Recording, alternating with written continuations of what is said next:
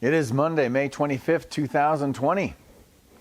Good morning, I'm Pastor Thor Ramsey with Center Church, and this is Gospel for Five, where we take 5 minutes out of our day and focus on the gospel and the one who saved our souls. We've been looking at Psalm 118 that reads, "Oh, give thanks to the Lord, for he is good, for his steadfast love endures forever." And as we've been analyzing a biblical definition of goodness, an explanation of why moral goodness isn't good enough to obtain our salvation is in order, I think.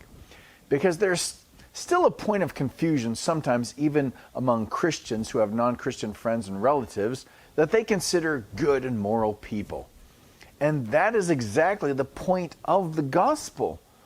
All these people have, all any people have, including ourselves, is our own moral goodness, but that is not God's righteousness.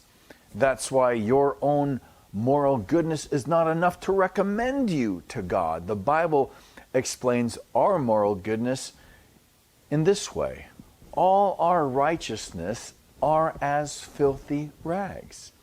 The great preacher Martin Lloyd-Jones put it this way: good man, says the world; filthy rags, says the Bible. In other words, people of the world, even Christians, consider good, upstanding, moral people are not so in God's sight. They do not have God's righteousness.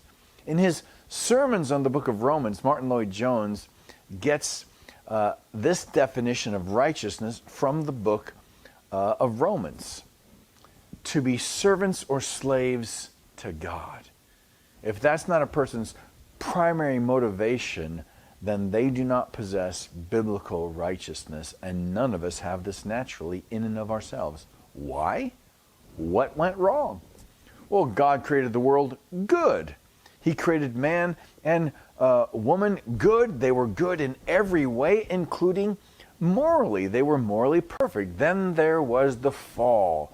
Man and woman turning away from all that is good, first and foremost from the good God who created them.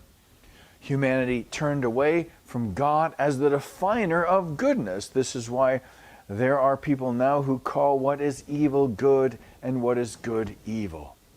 So in humanity, we find this remnant of the good state in which God created us, along with this fallenness that is the opposite of goodness, and each find this in themselves. Each one of us. We have turned away from God's definition of goodness.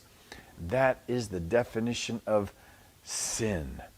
That we would define reality apart from God and all that is good. And that is really the punishment for sin. That's why the wages of sin is death, which is a separation from God and all that is good for eternity.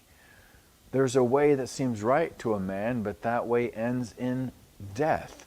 It seems good to us as we define it, but it's death. God will not, for the sake of the universe, condone even the tiniest rebellion against his goodness. This is why your moral goodness will never win you a ticket to heaven, because in the end, your moral goodness is completely tainted by your sin. This is why the psalmist then says, "For his steadfast love endures forever."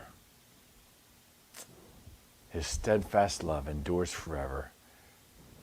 That's a great way to be reminded that our only hope is in the love of God as he's expressed it in the gospel of Jesus Christ. What has God said to you today, and what are you going to do about it?